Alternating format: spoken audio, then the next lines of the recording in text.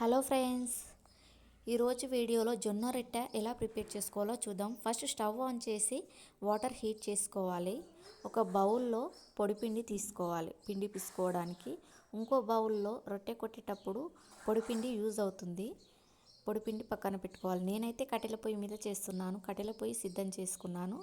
తర్వాత పెంక పెట్టుకున్నాను. పిండి ఇలా పిసుకోవాలి ఫ్రెండ్స్. మనం ఫస్ట్ వాటర్ కాగబెట్టుకున్నాం కదా, ఆ వేడి వాటర్తోనే పిండి పిసుకోవాలి. పీట మీద పొడిపిండి చల్లుకొని పిండి అనేది బాగా పిసుకోవాలి. పిండి ఎంత మంచిగా పిసుకుంటే అంత బాగా వస్తుంది రొట్టె. ఇలా చేతులతోనే కొట్టుకోవాలి.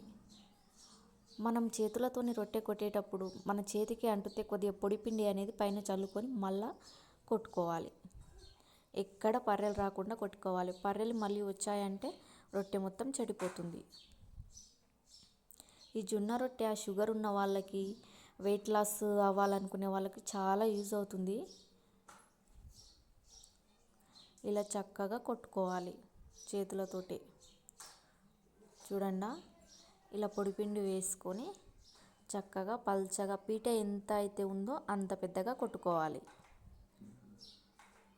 లేదంటే లడ్డుగా అవుతుంది.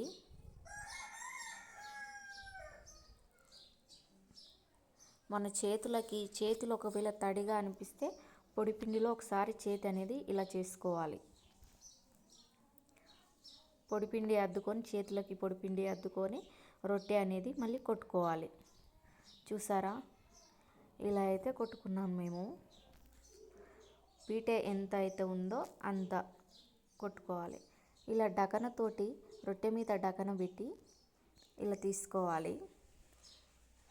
చూసారా, రొట్టె మీద ఏమన్నా మనం కొట్టుకున్నాం కదా రొట్టె, దాని మీద పిండి అనేది ఉంటే ఊదుకోవాలి. పెంక హీట్ అయింది కదా, పెంక మీద ఇలా రొట్టె అనేది డకనతోని వేసుకోవాలి. తర్వాత వేడి వాటర్ ఉన్నాయి కదా, ఆ వేడి వాటర్ అన్నిటివి రొట్టె మీద చల్లుకొని రొట్టె మొత్తం మీద అనుకోవాలి వాటర్ని.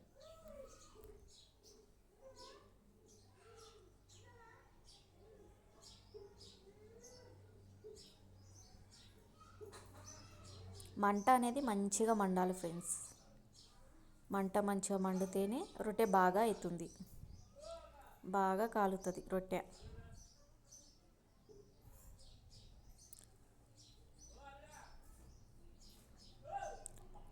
చూసారా, ఇక్కడ రొట్టె అనేది కాలింది. నేనైతే మళ్ళీ వేసుకున్నాను.